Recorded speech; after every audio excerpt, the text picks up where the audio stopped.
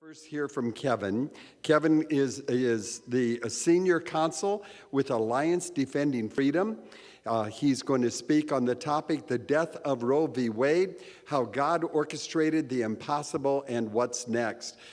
Alliance Defending Freedom is the paramount, it is the excellent law firm for our family values, for life values in the country.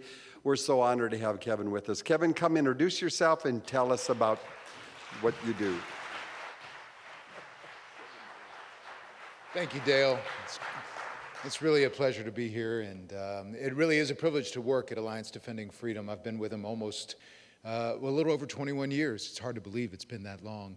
And if you're not familiar with us, our primary mission is to keep the doors open for the spread of the gospel. And what we mean by that is making sure that you have the right to hear and speak the truth, certainly in the life community, and we do a lot of life work. I am one of the attorneys on the life team. We also do religious liberty work where we're representing a lot of churches. And of course, we have some family. We represent families and protecting the rights of parents, because when it comes down to it, the foundation of the way God disciples is through the family. And of course, Satan hates the family, and that's why he loves abortion.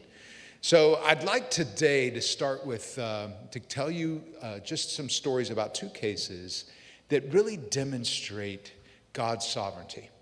And the first is one you've heard a lot about in Dobbs. It's actually, I'm going to talk about it second, but it's the primary one that I'll talk about today is ADF's privilege to work on that case and do some work on that case. But I'd really like to start with a case out of Arizona that sort of gives you a little broader perspective, not only of what the life movement is up against right now, but also how God works. I was at a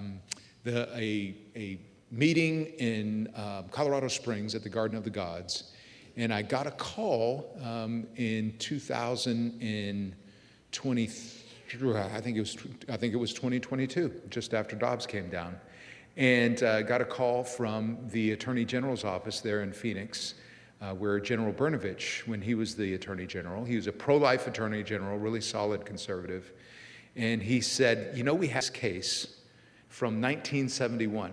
It's called Nelson versus, it was Planned Parenthood versus Nelson. So back in 1971, Arizona had laws on the books that basically prohibited abortion, much like South Dakota does now, unless the life of the mother is threatened. Planned Parenthood challenged that law in state court.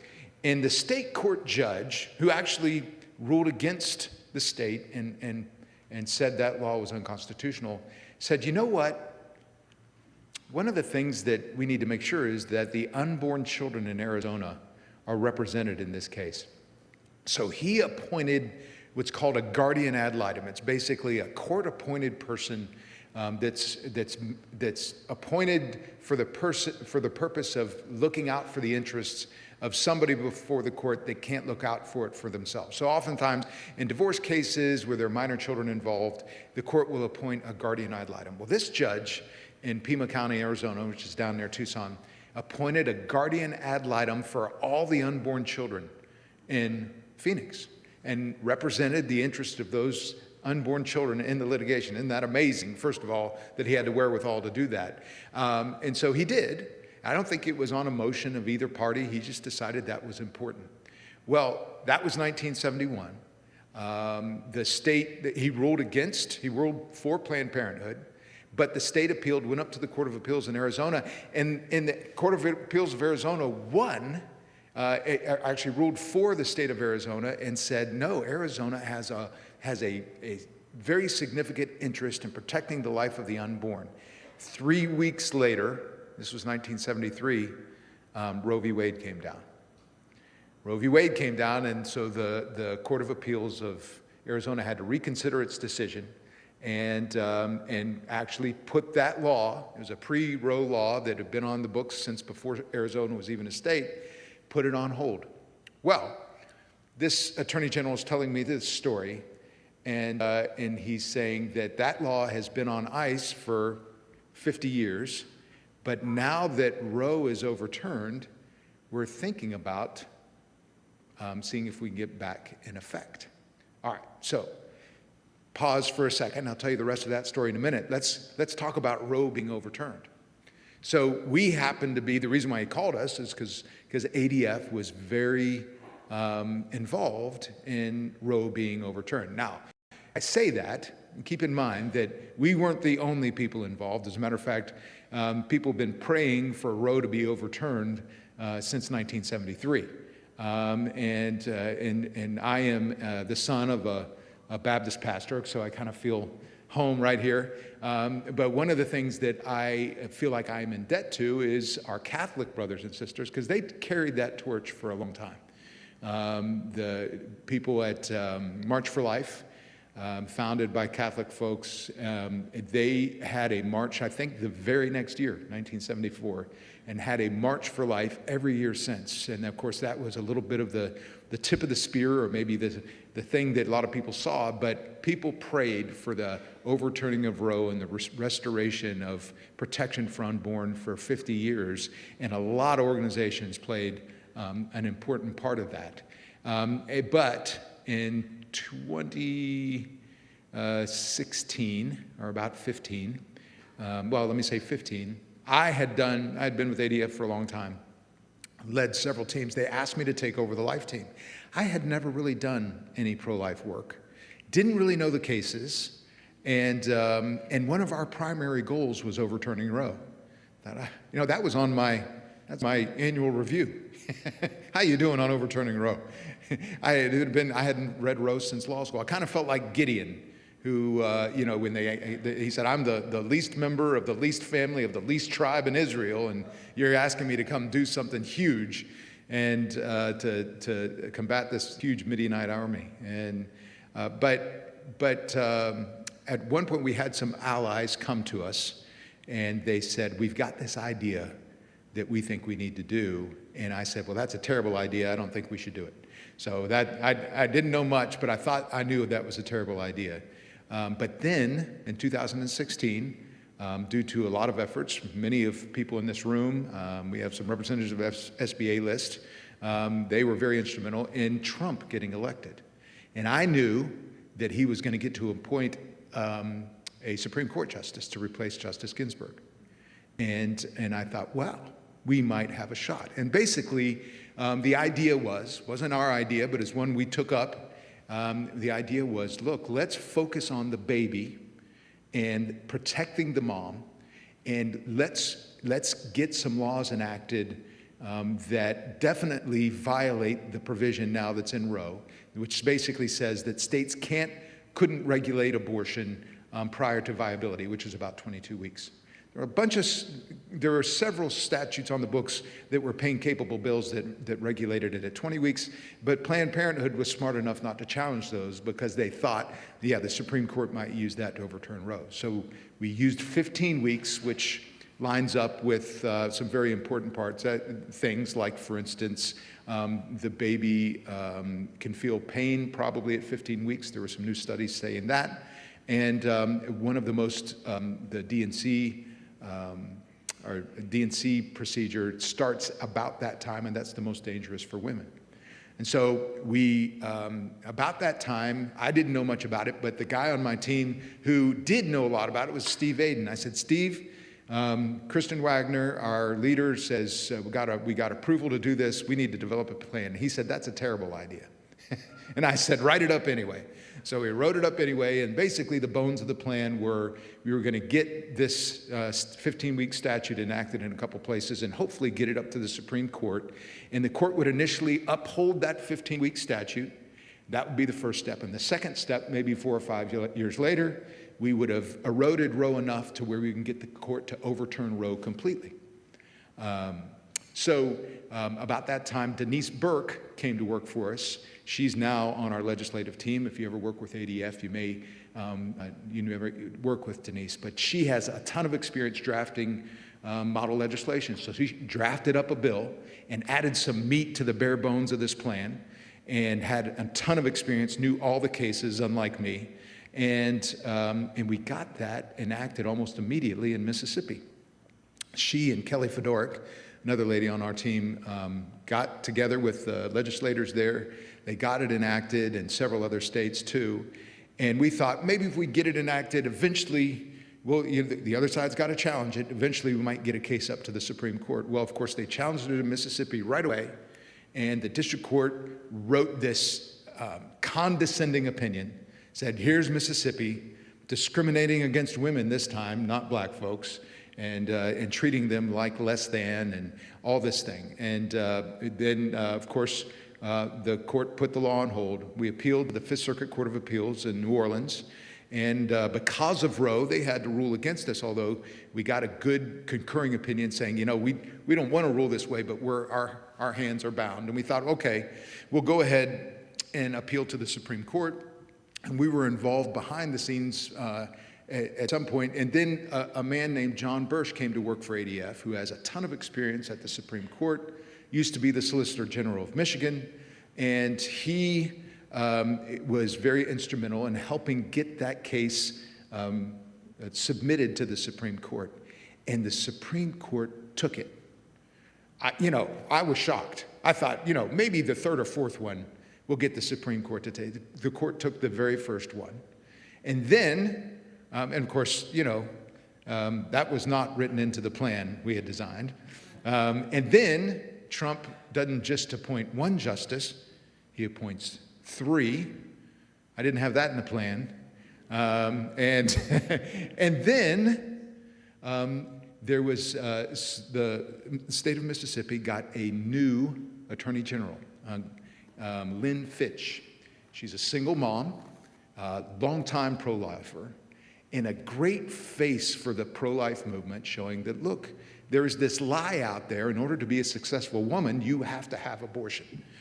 I am a successful single mom, have been for years, and I've never had an abortion, and we're here to tell you that women don't need abortion in order to be equal. So she was a great face for that case. And she appointed a guy that was a former clerk for Justice Thomas, a guy named Scott Stewart, and a brilliant attorney. He came in, knew exactly how to do the briefing before the Supreme Court in a way to pitch this idea. And then we, have you heard of Josh Hawley? He's a senator from Missouri. His wife, Erin, came to work for ADF. Both she and Josh were Roberts clerks. And she also is a Supreme Court aficionado. And she got appointed to be embedded on the Mississippi team that was helping develop the strategy and the briefing to get up to the Supreme Court and make the number one argument, overturn Roe. And I talked to Scott about that afterwards, and he said, yeah, there's magic and boldness. You don't need that two-step plan you've been talking about. Let's just go ahead and ask the court to overturn it right away. And we thought, well, he might, but you never know. But sure enough, Scott did a great job arguing that before the Supreme Court. And of course, the story. The opinion was leaked ahead of time, and people were all upset. But eventually, Justice Alito stuck to his guns and was able to cobble together that 5-justice majority that overturned Roe, and it was just a miracle. But thank God that it happened, and you can see that God used a little plan that we put together. He probably smiled a little bit when he saw it and said, I've had this in place for a long time here, folks, and I'm kind of letting you come along and help out a little bit. But he had all that in place, and we had no idea how that was going to work. But it happened. Now let's fast forward or go back to that Arizona case. So once again, talking about how God works in mysterious ways and has things orchestrated. Well, the Attorney General's office from Nebraska contacts us because he knows about us from our work on Dobbs, and says, do you think, it's been 50 years, do you think you could help us find a guardian ad litem, the guy that represents all the interests of the unborn children, to go forward with this case? Because you never know what's going to happen next. General Brnovich probably wasn't going to run for office again. And if we go to the court and ask the court to reinstitute this pre-Roe law, we're not sure what's going to happen. You think you could find somebody, because that guardian has passed away. And I sit on the board of Choices Pregnancy Center in Phoenix, and I said, I think I could find somebody. So we got the medical director of Choices, a guy named Dr. Hazelrig, appointed as the new guardian ad litem for all children in Arizona to represent them in this case, which is just amazing to me. And then, to make a little bit of a long story short, we won at the trial court level. Went down to Tucson, argued that, and the court looked at the papers of Planned Parenthood and looked at the state's papers and looked at our papers on behalf of Dr. Hazelrig and said, you're right. I mean, this law was in effect and had to be put on hold because of Roe. Roe's no longer here. Law's back in effect. And of course, everybody just was ecstatic on our side and panicking on the other side. And they appealed and got a hold on the law while a hold on that ruling, so it didn't actually go into effect right away. But in the meantime, we had another election. And the General Brnovich didn't run, and a Democrat did win, General Mays, and she switched sides on the case. Now she's on Planned Parenthood's side saying, there's no way this law can go back into effect. It was from, before it was a state, it's an old law, it can't go back into effect, which is a silly, just because a law is old doesn't mean it's no longer good. Silly argument. But the significant portion of that is that now the only person defending that pre-Roe law was the guardian ad litem that ADF represented, Dr. Hazelrig. You see how God orchestrated that? Back 50 years ago, he had a guardian appointed. 50 years go by, and then he gets this guy put in so that we can represent him. And then in December of last year, my colleague, Jake Warner, argued before the Arizona Supreme Court on behalf of Dr. Hazelrig with the state and Planned Parenthood and all their high-dollar lawyers on the other side, and won. April this year, the Supreme Court of Arizona said, you're right, that law goes back into effect. Now, that shows you how God works. And it is, and I'm, every time I think about it, every time I tell that story, it just kind of hits me. So wait a second. I can't believe God allowed me and allowed ADF to be a part of that. But it's humbling, but it's also rewarding, because all we did was we were just available. It wasn't any kind of grand scheme that we orchestrated. It was actually just getting in on God's plan, finding out where God's moving and kind of being involved in it. Now, there's, of course, a rest of the story. The rest of the story is that, like you're seeing here in South Dakota, there was a lot of pressure put on the legislature, and they repealed that pre-Roe law, and because there was just, they just thought that they couldn't survive if they didn't do it, even though the legislature is controlled by Republicans. And of course, there are people who say, wow, see what's happening in places like Ohio and Kansas, and Arizona's got a ballot initiative this year. Should we really have worked to overturn Roe? That's a valid question. I've asked that of myself, to be honest with you. Is that something that we should have even done? Was that a misguided attempt? And I really think the answer is that we did the right thing. I mean, Roe was a huge roadblock in place for years, for 50 years, that kept pro-life states like South Dakota from enacting laws that protected babies and protected women. And when Roe went out of the way, then all of a sudden we had laws in many states that protected. As a matter of fact, I saw a Forbes article just in 2023 that says that since Roe was overturned, since Dobbs came down, there have been about 32,000 babies a year born that would not have been born.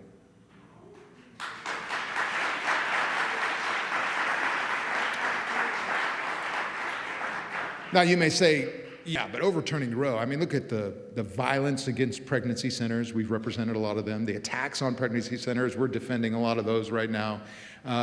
Look at how it galvanized the other side. But, we have to remember that they had 50 years to brainwash American society and really the world into this idea that women need abortion to be successful. That's not going to be undone in a year or two.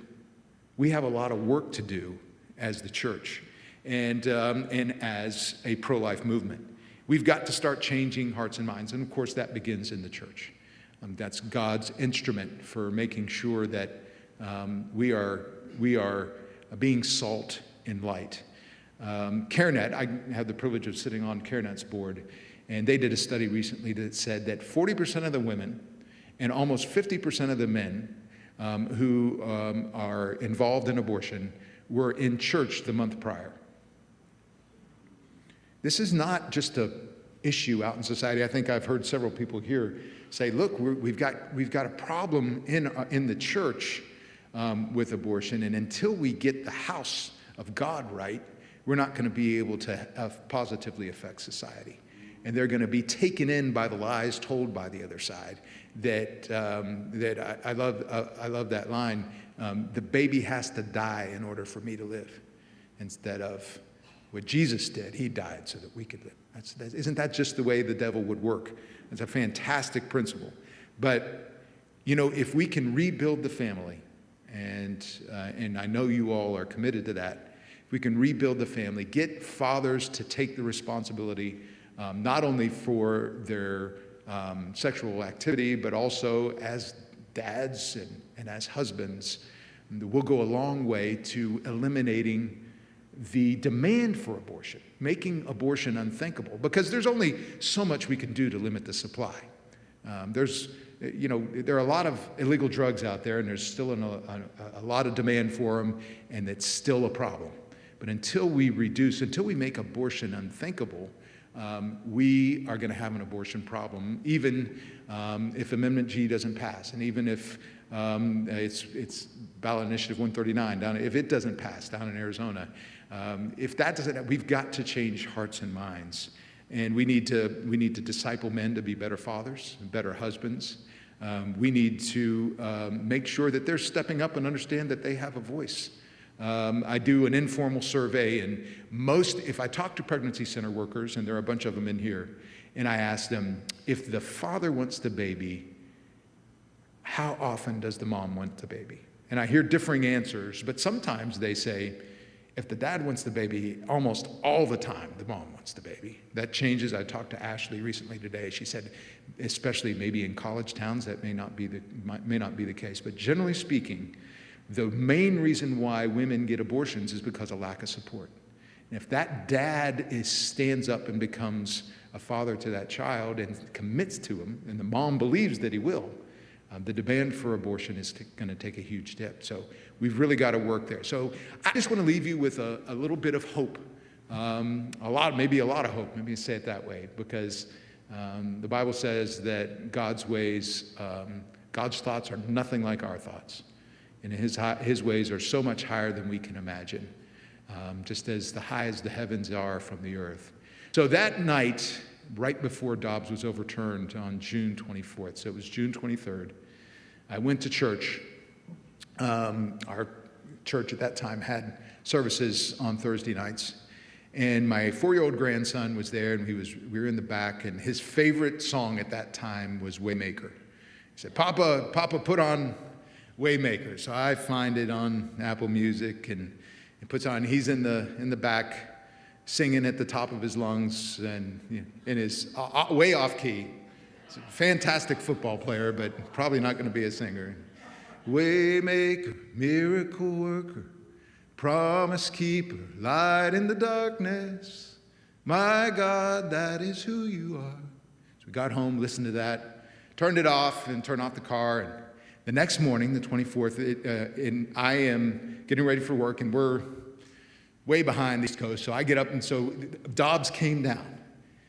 And of course, I had to go back inside and get a tie on and make sure I was ready to do any kind of interviews that came up. And when I turned on the car and plugged in my phone, and the song was still on, and but the bridge was on. And the bridge is, even when I don't see it, you're working. Even when I don't feel it, you're working. You never stop working. And it just hit me like a ton of bricks.